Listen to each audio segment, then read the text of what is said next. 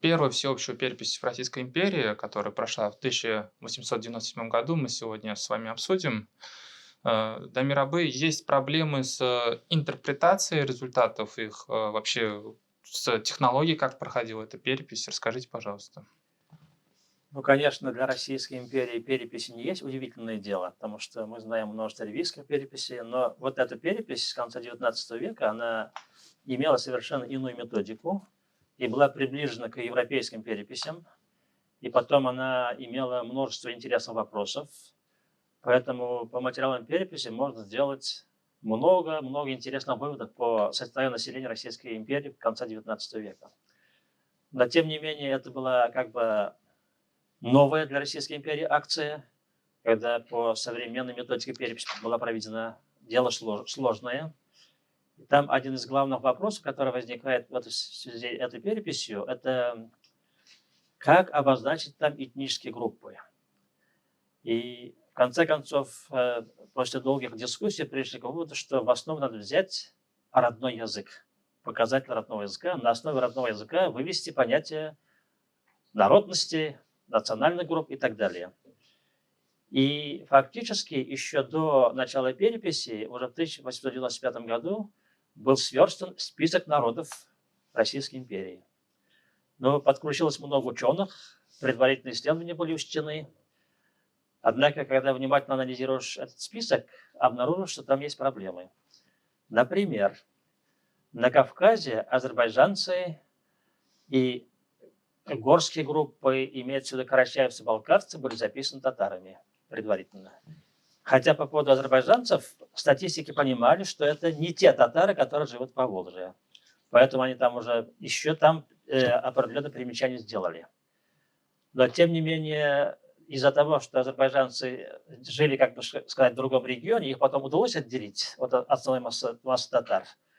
Но в некоторых регионах это сделать не удалось. В частности, возникла проблема татар в Сибири.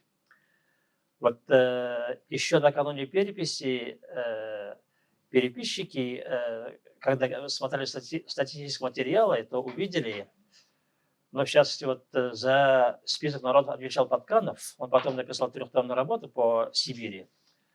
Он увидел, что от, собственно, сибирских татар не удастся отделить некоторые алтайские группы, потому что часть хакасов северных и часть алтайцев северных себе именовали татарами. Тадар кшисе. И действительно, после переписи полностью эти группы отделить от основной массы татар не удалось. То есть изначально были заложены некоторые проблемные моменты, и точно такая же ситуация имелась и для Приуралья, о чем мы еще отдельно расскажем, вот сейчас этот вопрос обсудим.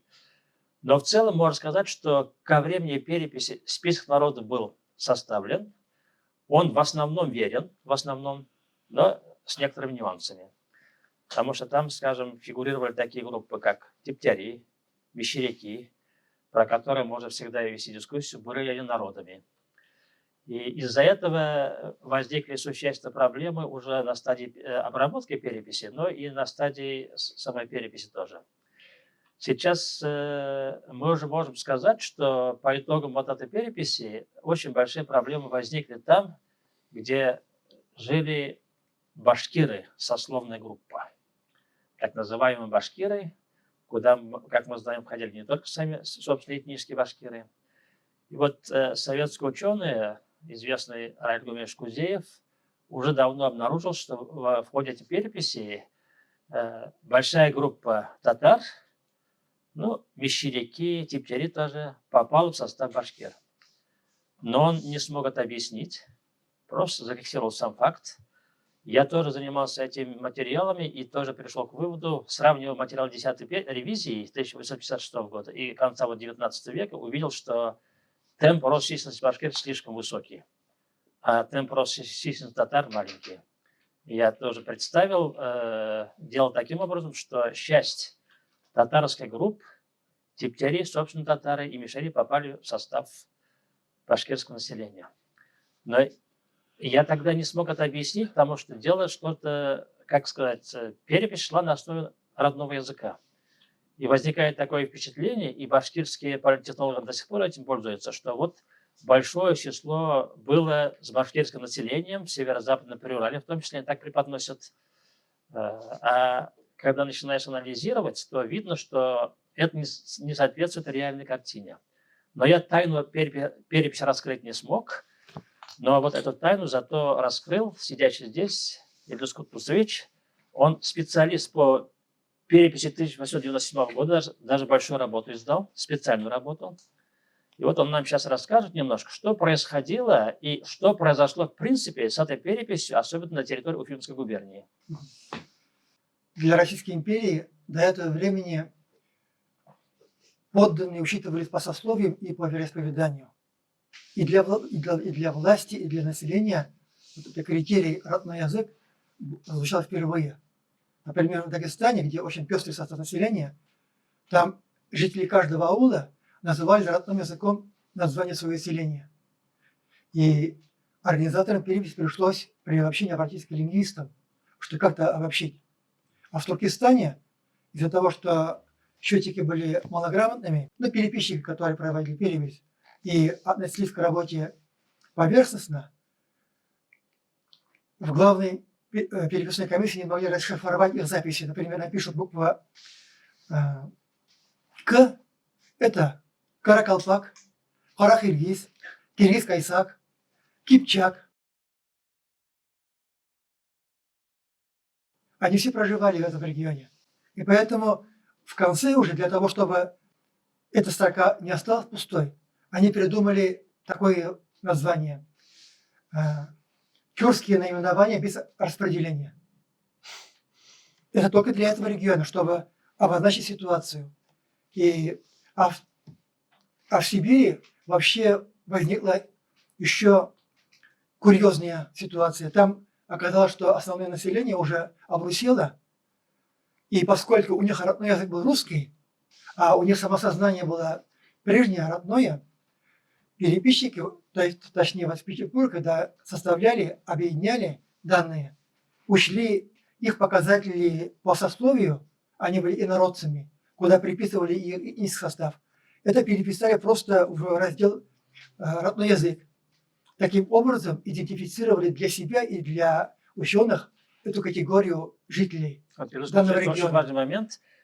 В сложных случаях действительно прибегали к другим инструментам. Это вообще-то и в методических материалах обсуждалось. Скажем, действительно, исходя из сословий, могли записать национальность. Да. Потому что языковая ситуация была сложной и невозможно было однозначно объяснить. Это вот важный момент. Это к чему я говорю, что понять, что не только вот в Приурале возникла такая ситуация, но и повсеместно, когда по разным причинам, по непониманию населения или по ошибке переписчиков, или по другим критериям возникали ситуации, они решали таким образом.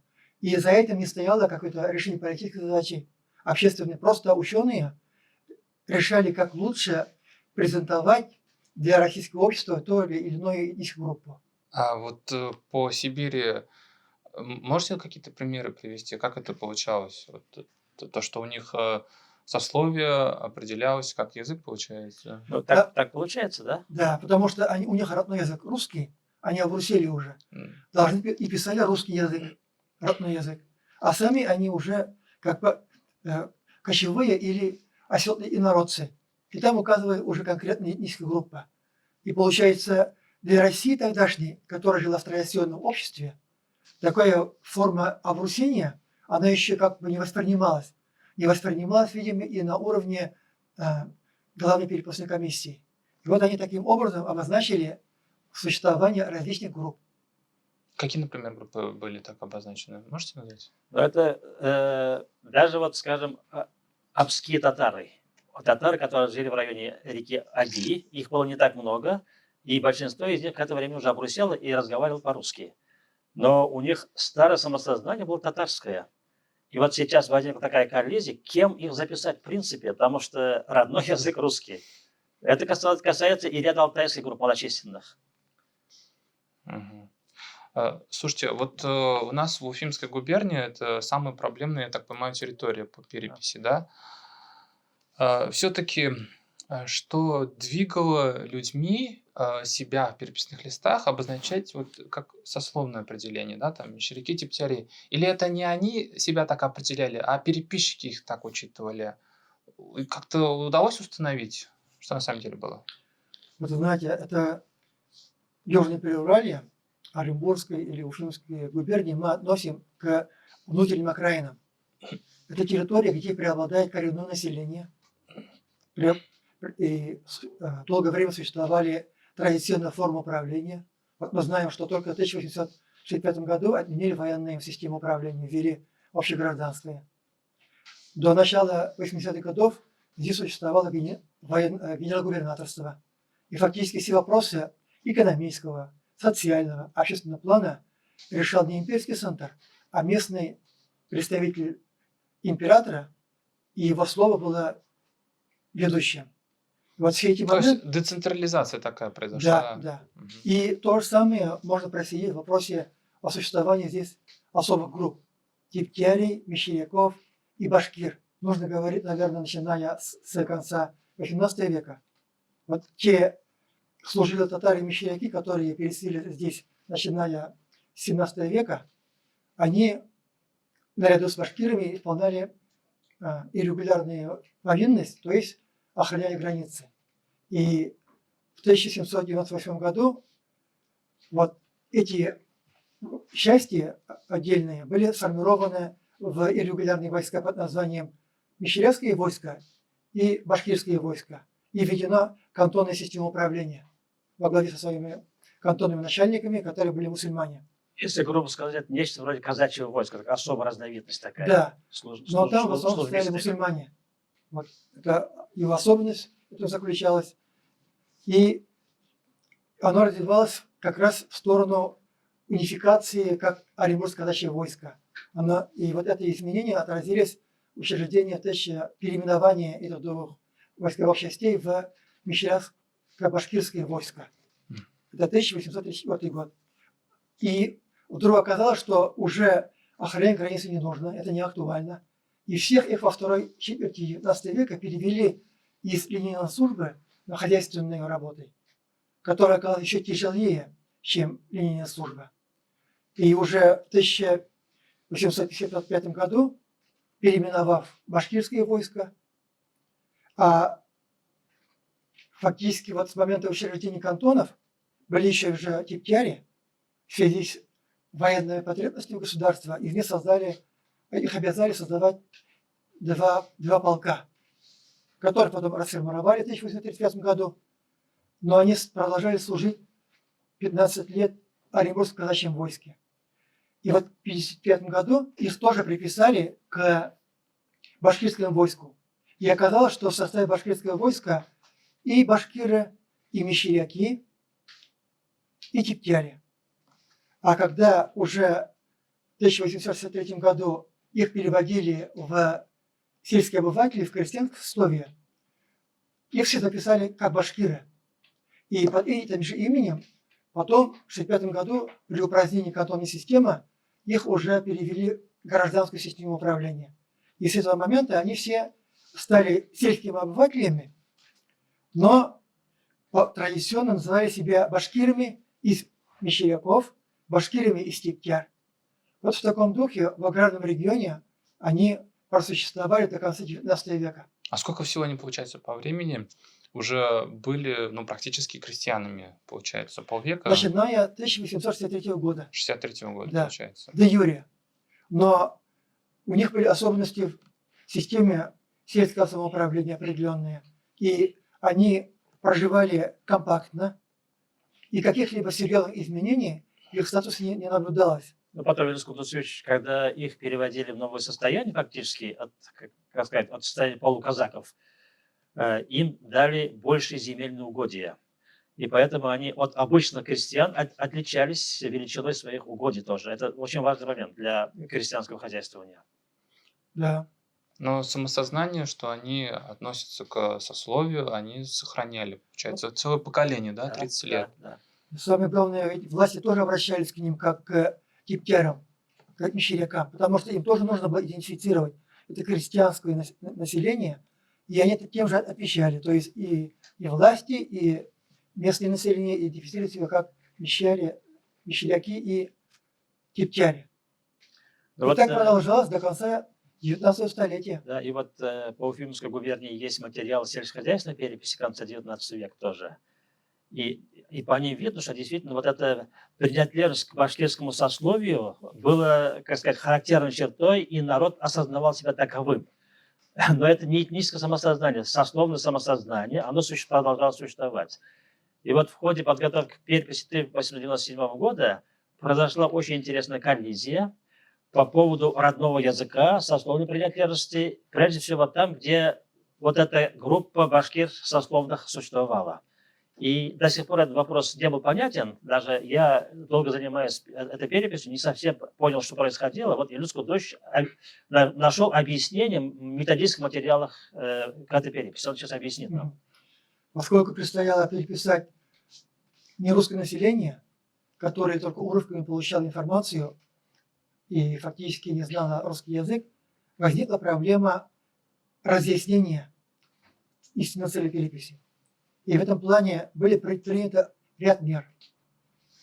Но, во-первых, мусульманские духовные лица были подключены, чтобы они участвовали в разъяснении автономных целей. Самый главный вопрос был, чтобы население не подумало, что эти материалы используют в целях христианизации дальнейшей и обрусения.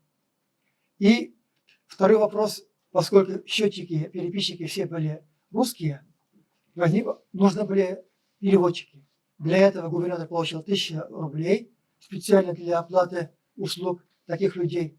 И самое главное, вот тех представителей сельского самоуправления и областного самоуправления, это сельский староста, старшина и его заместитель, члены областного управления, которые сопровождали счетчиков в татарских деревнях, он их обязал быть переводчиками. Они все знали разговорный язык, некоторые знали и русскую грамоту, и таким образом решил данный вопрос. Но сомнения населения относительно того, что будет после переписи, оставались. И эти сомнения привели к бойкоту полностью практически в Мезелинском уезде, частично в Белебейском уезде и в ряде других местностях. Тут надо Илюс Кудович занимался специально. Вообще в ходе подготовки к переписи мусульмане весьма подозрительно относились к этому переписное мероприятию. Потому что во второй половине 19 века началось отпадение крещенных татар в ислам. И власти приняли жесткие меры по отношению к этому отпадению.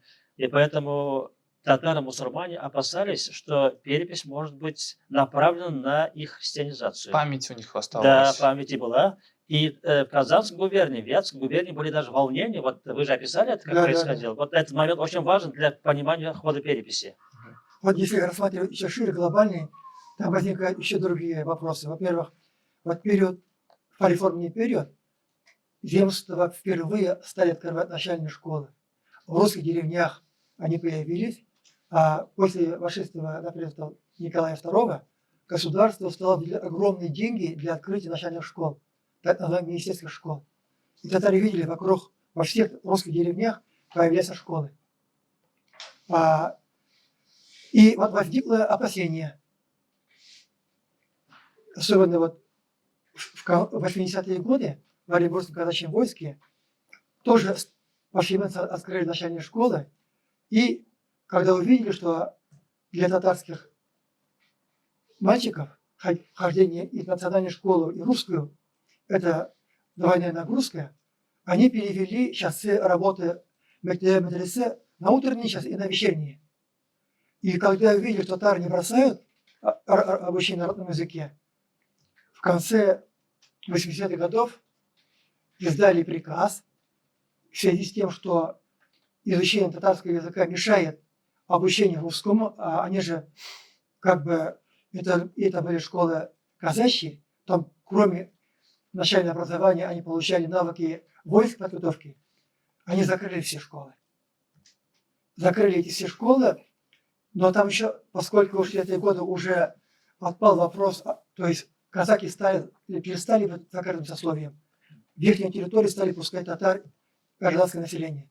а там было энное количество татар, у которых дети остались без обучения, начиная с 93 года, 19 века, с этого региона началось переселение в Турцию. Потому что стали говорить, раз нам запретили обучать на родном языке, это приведет к... А в школах обучали и религии, и основам религии, и чтению. Это ожидает от ближайшей христианизации. Вот, короче, Это все очень, очень связано. Да, да. Это же территории рядышком, которые находились, понимаете? Вот ко времени переписи были ряд предпосылок для того, чтобы мусульмане относились с подозрением к властям имперским. Ну вот сейчас Ильдус куда И вот сказал. я расскажу, почему так получилось.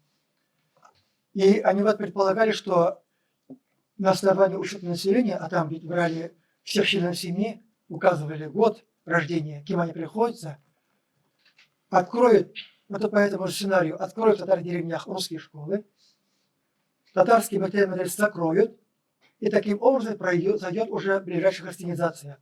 И самое главное, вот положение о переписи, книжка, брошюрка, была переведена на татарский язык.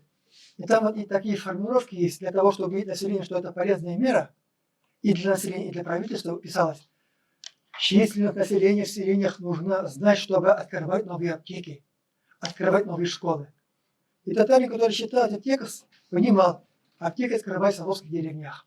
Ну так и было. Ну ничего страшного, да, наверное? Да. Но открываются школы, Все. когда у татар есть медресе. То есть он делал закономерный вывод о том, что действительно будут открыты русские школы, и наверняка по сценарию Оренбургском казачьем войске будут уже действовать власти. Будут закрывать мадресе, Да. вот вам школы русские. Нет, потом же там вот при этих русских школах, там, ну, они были православным толком же, все мы знаем, там изучали закон Божий, например. Да. Поэтому у населения были основания, чтобы вот заподозрить что-то неладное. Все было довольно сложно. Вот, например, когда Мензелинский, председатель Мензелинского уездной комиссии поехал в деревню Микеева для того, чтобы встретиться с народом, который допускал перепись, ему сказали, мы, говорит, знаем, что после переписи нас не крестят, но наши данные, которые они возьмут власти, непременно используют против нас в деле ассимиляции. Открытым текстом говорили, и он сделал вывод, что агитация идет из Мензелинской ярмарки, а в Микееве тоже был еженедельный базар, а такую прокламацию распространяли из Казани татарские купцы с тем, чтобы через перепись, через бойкотирование обозначить перед властью проблемы татарского населения. Потому что к этому времени уже вера в то, что политика Екатерины, политика веротерпимости будет продолжена, ставился под сомнение, потому что российское государство вело курс на создание национального государства. Тут надо сейчас нам перейти к самому главному для нас вопросу. Какая победа произошла в Уфимской губернии, ну и в некоторых соседних тоже, в ходе переписной кампании главного критерия выделения национальности родного языка. Потому что из-за сложности вот самой ситуации, общего контекста, фактически местные власти пошли на определенную подмену оснований вот, определения национальности. И Люска точно мне расскажет, Да. как это произошло. Вот прежде всего, 28 декабря Уфимский губернатор издал специальный циркуляр, состоящий из 2 пунктов. Там вот духовные листуры смотрели, как заполняется пробная перепись, оформляется, и увидели, что а там была графа «Основной и побочное занятие». И по наставлению переписчикам они были написаны туда богослужения всех священнослужителей, всех вероисповеданий. Они вот просили, чтобы туда записывать их духовные звания, то есть ахоном, хатипом, имамом и муадзином. Ну, короче, чтобы не путать с православными Да. священниками. Губернатор согласился. И второй пункт. А надо было как? Просто Богослужение. Их основное занятие – это богослужение. Ага. Потому что же, кто считал, нужно было знать... Извиняюсь, в исламе нет богослужения. Это служители культа, но это православный термин на самом деле. Поэтому они правильно рассуждали по-своему. Да. Дело в том, что все основные вопросы были разработаны с ориентиром на русское большинство. Но они правильно делали, потому что вот эти нюансы, к сожалению, не были учтены.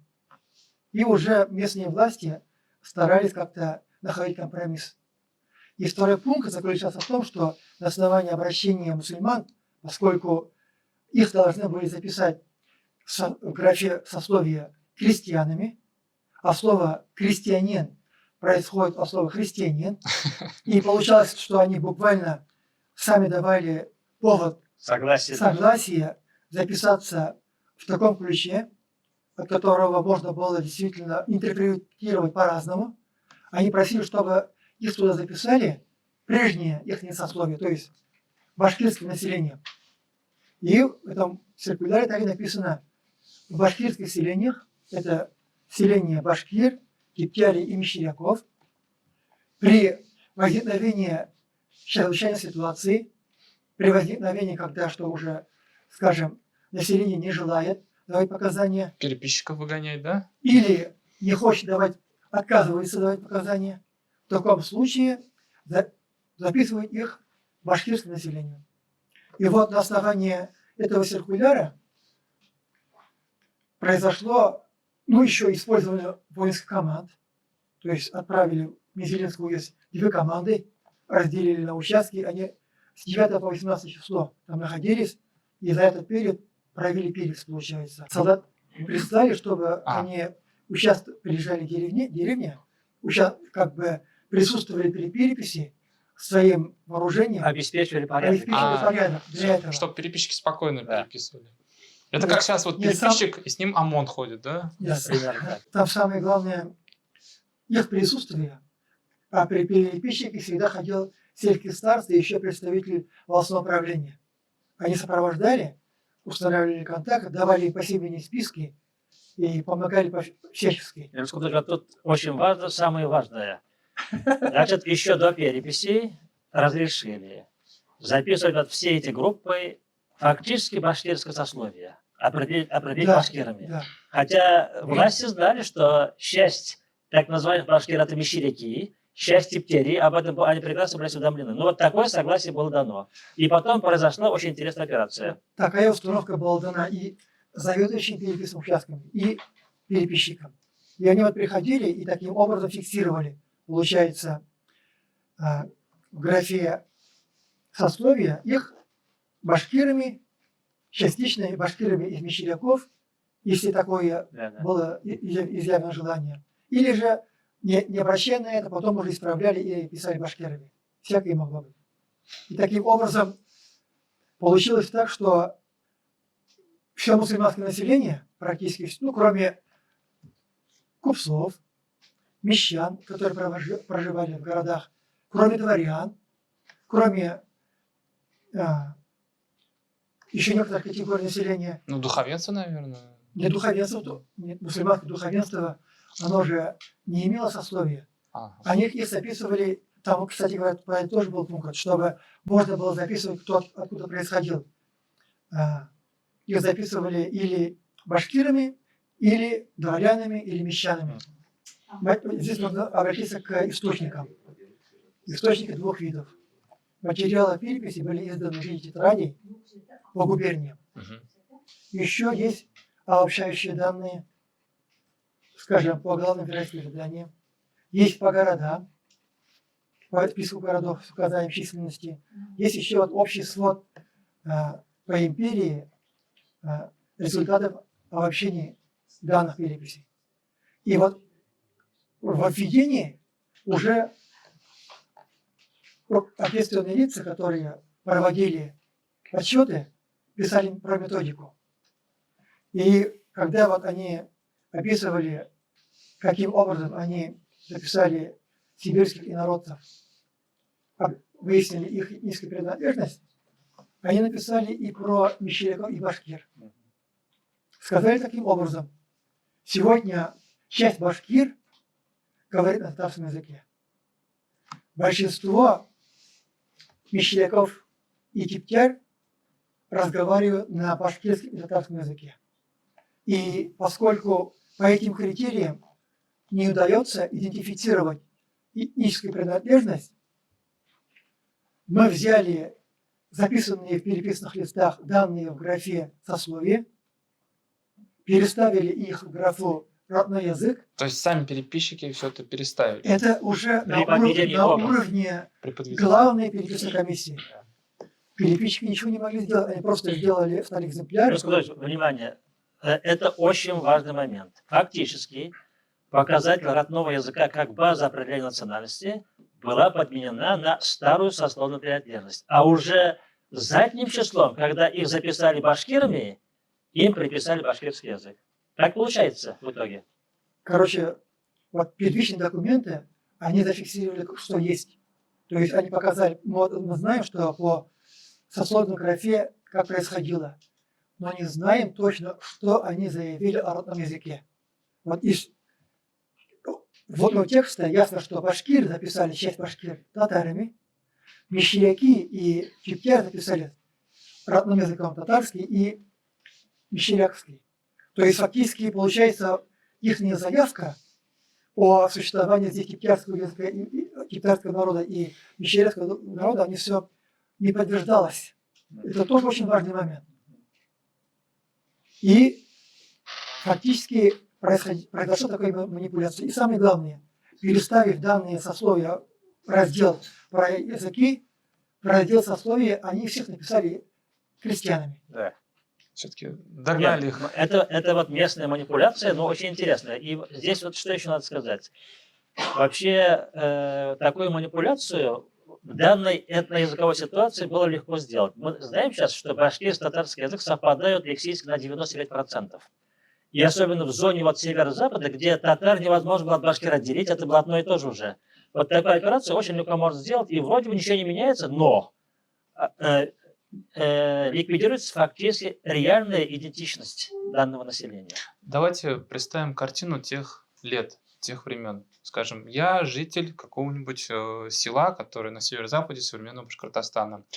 Вы как переписчик ко мне приходите и у меня спрашиваете, кто я такой. Я думаю, крестьянин не хочу быть. Ни в коем случае. Боюсь, что меня вы потом христианизируете. Да? Назовусь-ка я, например, Типтяром. А вы у себя в графе напишите Типтяр. И все, да, получается? Вы пропускаете еще подготовительный этап. До этого времени, то есть уже после получения циркуляра, через представителей органов крестьянского самоуправления, его прочитали во всех сельских сходах. Население знало, что духовницы знали, что они напишут обязательно свое духовное звание. Население знало, что им разрешили написать башкирами.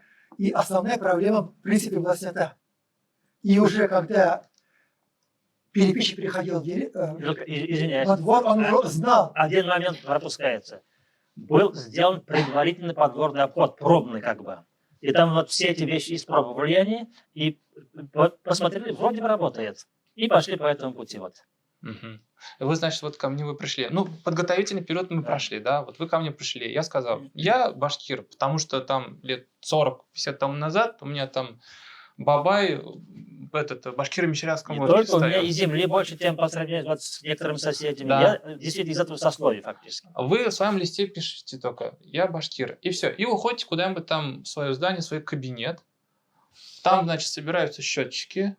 И они думают, кто же я на самом деле по этносу, да? Ну, я же башкир назвал, ну, все Да. же знают, что... И они думают, ну, напишем ему язык башкирский. Нет, ну так получается, если я башкир, там не было они не могли такие сложные случаи предвидеть, что человек мог находиться в одной национальности, язык в другой национальности, не могли. Они вот просто шли по одному проторенному пути. Раз ты башкир, значит язык тоже башкирский. Олег, я, видимо, неправильно объяснил. Давайте правильно объясните. Давайте я заново начну. Здесь каждый человек решал свои проблемы. Например, был циркуляр у римского губернатора, где он прописал относиться к населению обходительно, не так грубо, как раньше было. Они же имели огромную власть над крестьянами.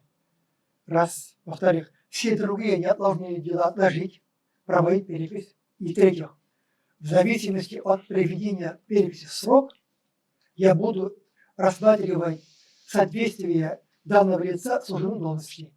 То есть начальники переписных участков ставили задачу, чтобы вовремя провести перепись, закрыть тему. Счетчики, в свою очередь, для того, чтобы получить этот медаль, правительственную награду или соответствующие деньги, которые выделяются за проведенную работу, Чтобы они выделиться. должны были все графы заполнить. Все графы должны быть заполнены. Мгм. А уже респонденты, они преследуют свою цель. Они уже там присутствуют и мулла, и сельские староста. Они вот как бы общими словами записывали, как хотели, все эти графы составляли. И самое главное, эти же данные были занесены во второй экземпляр. И эта манипуляция была проведена не на местах, потому что второй экземпляр же положили в складские помещения с тем, что если первый экземпляр исчезнет по дороге, тогда его можно достать и отправить в Петербург. Все это манипуляции провели в Петербурге. В Петербурге. При подсчете. Население про это вообще не знало. А, И все это вот мы узнали из предисловия к данным, по общающим данным, к основным родным языкам. Я извиняюсь, да, вот это надо, если вы это специалист по переписям, при любых переписях такие операции происходят на самом деле. Вот элементарная операция составления списка народов, заранее список составляется, это же тоже целая манипуляция научными и политическими делами. Мы же знаем от попытки выделить из состава татар 45 единиц. Это же тоже манипуляции. И в конце 19 века такое тоже происходило. Там вот на каком уровне понимали в Центральном статкомитете. да, И люди, которые отвечали за эти дела, Подканов потом откровенно признавался, когда он вот сибирских инородцев уже разложил по этническим группам, он прямо написал, что не удалось полностью справиться с задачей, и поэтому пришлось прибегнуть к волостному составу для определения этничности, к принадлежности, скажем, к каким-то сословным ясачим группам. То есть критерий родного языка не был выдержан. То есть питерские счетоводы, Да. это они создали, условно говоря, мещеракские, тептярские, Да. башкирские языки, Да, да? практически так. Они сначала его записали в алфавитном списке, ну как для руководства, скажем так. И потом уже, поскольку не подтверждалось, раздел языка они писали по-другому. Писали тюрко-татары, татары, башкиры, турецкий язык, туркмены по-разному писали. И уже, убрав все это, записали сословные показатели. Здесь уже можно к концу нам подойти. Очень важно, вот сейчас можем заключить, что те политтехнологи, которые могут использовать вот эти показатели как за реальное выражение этничности, они или же неграмотны просто по этим вопросам, не знают суть дела, или же у них есть политические цели.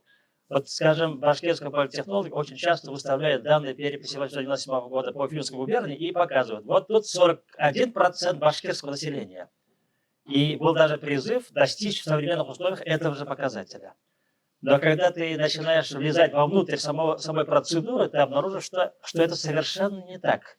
И Раиль Гумянович Кузеев первый понял из ученых, что там что-то неладно. И это зафиксировал.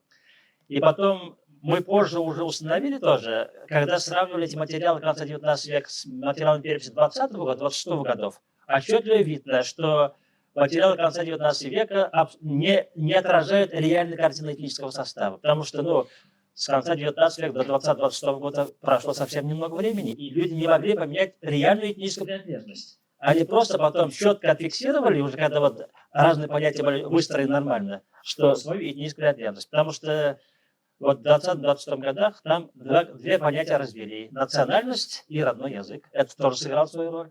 И потом сословные вещи тоже исчезли. Были просто советская власть сословия ликвидированы, и там мы видим другую картину.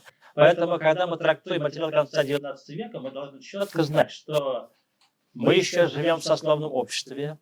У властей имеются определенные представления о том, кто перед тобой, которые могли отличаться довольно сильно от реальной картины. Да потом мы еще другой момент тоже не должны забывать. Еще процесс формирования современных наций только шел. Еще были ряд локальных групп с локальным самосознанием. Я даже знаю, как специалист, даже во время переписи 1926 года в Башкортостане некоторые мишари записали: «Я Алатар», «Я Тюмень». Это, даже есть записи «мусульманин». Потому что вот шел процесс формирования идентичности. И поэтому мы должны очень критически относиться к построению башкирских политтехнологов. Вообще-то, прямо надо сказать, что это подтасовка в определенных политических целях делается. Вот, играют с материалами переписи 1997 года.